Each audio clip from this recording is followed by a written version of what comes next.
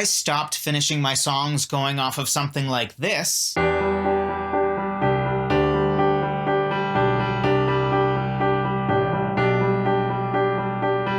this,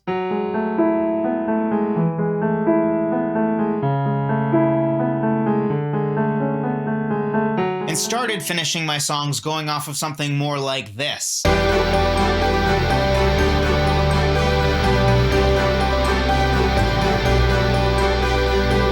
Or this.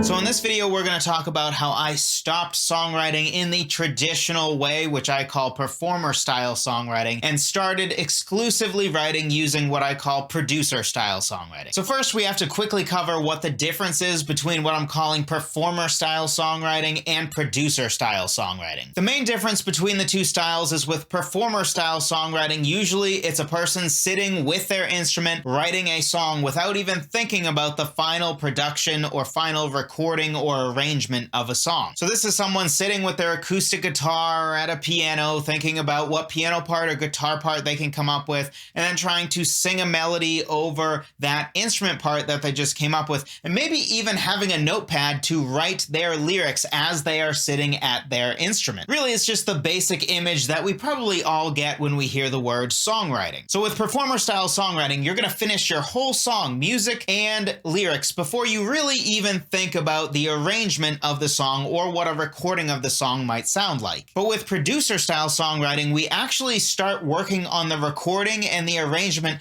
before we finish the song. In fact, often I'll find myself almost finishing the arrangement of a song before I figure out what is this song about and what will the lyrics be. So put really simply, with performer-style songwriting, or the main songwriting that most of us think of, the arrangement and recording of a song is clearly downstream of the actual writing of a song. But with producer-style songwriting, the writing of the song and the arranging and recording of the song are kind of all mixed together. So let's talk about why I stopped songwriting in the traditional way, in the performer style, and started songwriting in the producer style. One reason is I find it a lot easier to come up with some different sounds and some different songwriting subjects that maybe I wouldn't otherwise think to talk about when I actually build out a fuller arrangement and allow that to inspire the direction of my lyrics, rather than writing the lyrics earlier on in the process. Because with producer-style songwriting, you actually kind of invert the relationship of lyric writing and arrangement. Because usually, as we said before, the lyric writing process is going to be before the arranging process. But in this case, we actually are going to at least start the arrangement of our song before we actually figure out probably even what the song is about, and certainly before we finish writing the lyrics. Another reason I really like producer-style songwriting is that I really like the cohesion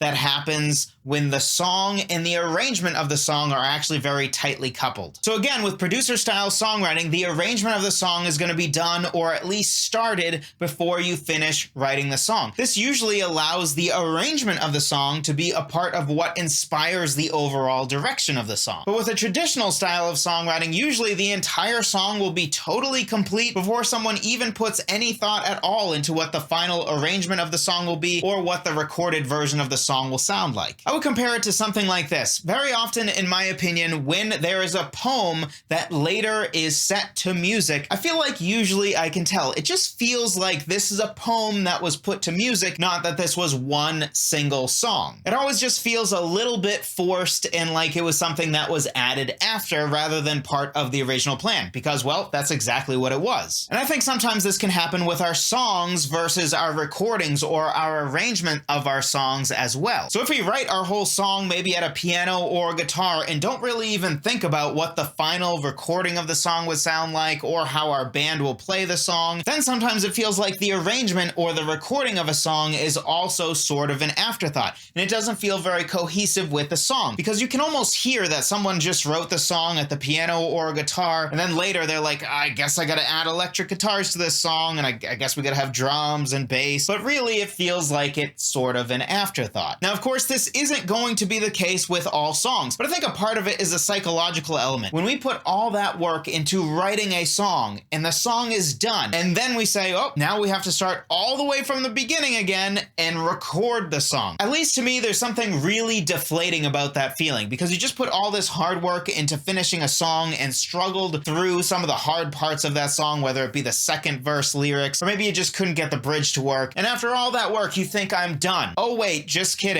I have to start from scratch with the recording. So I think sometimes we can accidentally find ourselves getting lazy about the recording, or maybe just sort of phoning the recording in because we're so tired of working on the song. It felt like we finally were done, and then we just weren't done. And this leads me to the third reason I really like producer-style songwriting, which is that it simply reduces the friction to actually recording our songs. So as I just mentioned, it can be really deflating if you went through a whole long songwriting process. So then to feel like you have to start from scratch again with the recording process can feel very deflating. Or at least it did to me when I used to do things this way. But when we actually incorporate the recording and arranging process into the songwriting process, and we're actually starting to write parts and make the arrangement as we write our song, then when we're finally done with our song, we might be as close as just recording vocals away from having our recording and full arrangement of our song totally done. So instead of having this massive disconnect between finishing a song and then finally eventually finishing the recording of that song, instead the time difference between finishing the writing of a song and finishing the recording of the song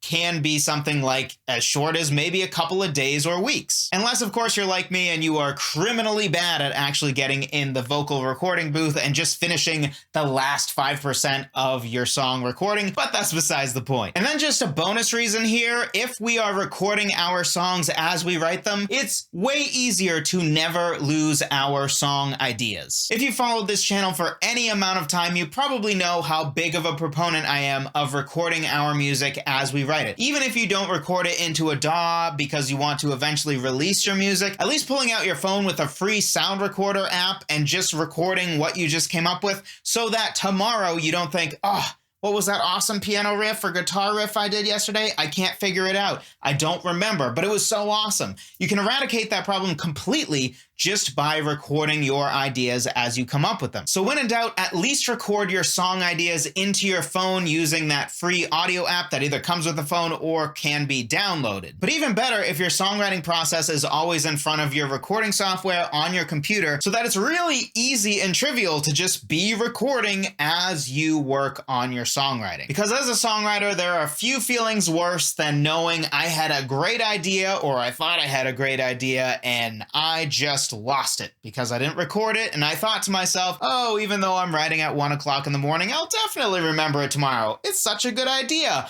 And sometimes we don't. So a great way to avoid that feeling is simply recording music as you write it. So hopefully you found this helpful. If you did, something else you'll likely find helpful is my free guide on 10 different ways to start writing a song. If you want to dive in and just start songwriting right now, or maybe you've been dealing with some writer's block, be sure to check out this guide. It will give you 5 ways to start a song from a musical standpoint and 5 ways to start a song from a lyrical standpoint, because if we keep trying to start our songs the same exact way over and over with the same instrument and the same sounds, that's usually where we get writer's block. So avoid writer's block, check out the guide. Thank you so much for watching. I appreciate every single one of you. I'll talk to you in the next one.